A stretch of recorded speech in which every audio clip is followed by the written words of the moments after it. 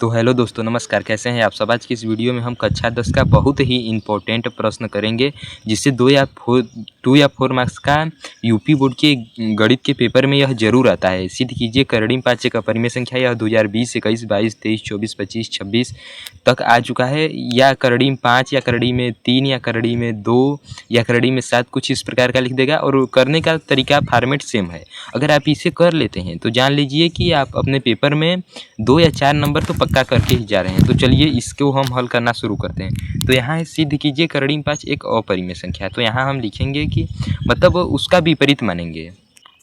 यहाँ हम लिखेंगे कि माना करड़ीम 5 एक परिमेय संख्या है, इसीलिए करड़ी में 5 बराबर P बटा Q, जहाँ PQ पूर्णांक है और Q बराबर 0 है तथा PQ सहअभाज्य संख्या है। ये सब आप लोग जानते ही हैं, परिमेय संख्या की परिभाषा में होता है। और उसके बाद अगर ये करड़ी में 5 बराबर P बटा Q है तो इसको हम इस प्रकार लिख सकते हैं कि करड़ी में 5 और Q और बराबर P। अब दोनों पक्षों का वर्ग करने पर, जब हम दोनों पक्षों का वर्ग करते हैं तो 5Q² हो गया और P²। तो ये अंडर रूट से ये स्क्वायर कट गया, तो 5Q² बराबर P² आ गया। तो अब इसे हम इस 5 को P² के नीचे ला सकते हैं।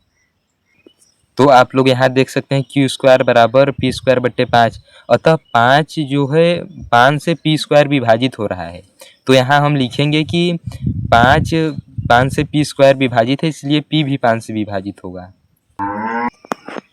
तो आप लोग यहाँ देख सकते हैं P² भी 5 से विभाजित है, इसलिए P भी 5 से विभाजित होगा। और इसे कथन A मान लेते हैं और इसे समीकरण 1 मान लेते हैं। तो अब पुनः माना कि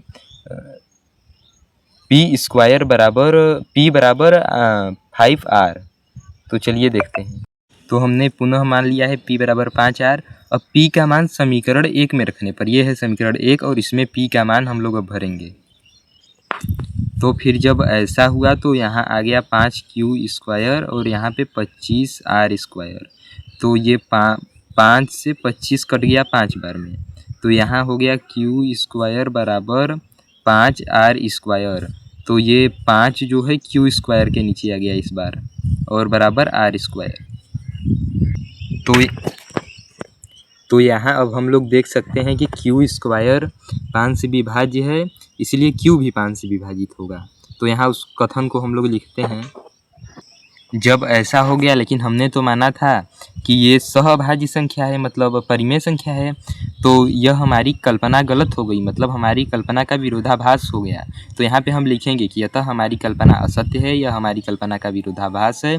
करड़ीम 5 एक परिमेय संख्या है। तो चलिए लिखते हैं। और इसको कथन A माने थे तो इसको कथन B मान लेंगे। अगर इतने अच्छे से मांग के लिखेंगे तो नंबर बहुत ही अच्छा मिलेगा। तो यहाँ लिखेंगे कथन A और B से।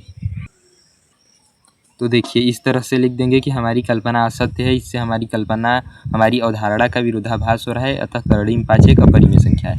तो ये आपने अपना 2 या 4 नंबर का काम बोर्ड एग्जाम में पक्का कर लिया है। अगर आप इतना सवाल लगा लेते हैं तो बोर्ड एग्जाम में 2 या 4 नंबर आपका पक्का है। अगर यहाँ पे 3 होता तो आप सब जगह यहाँ सब 3 कर देते और यहाँ पे 25 की जगह पे 9 हो जाता और 3 से कट जाता, फिर 3 से विभाजित हो जाता। इसी प्रकार जो भी संख्या आए आप आसानी से कर सकते हैं, 2 भी कर सकते हैं, लेकिन याद रहे कि वो पूर्ण वर्ग संख्या न रहे।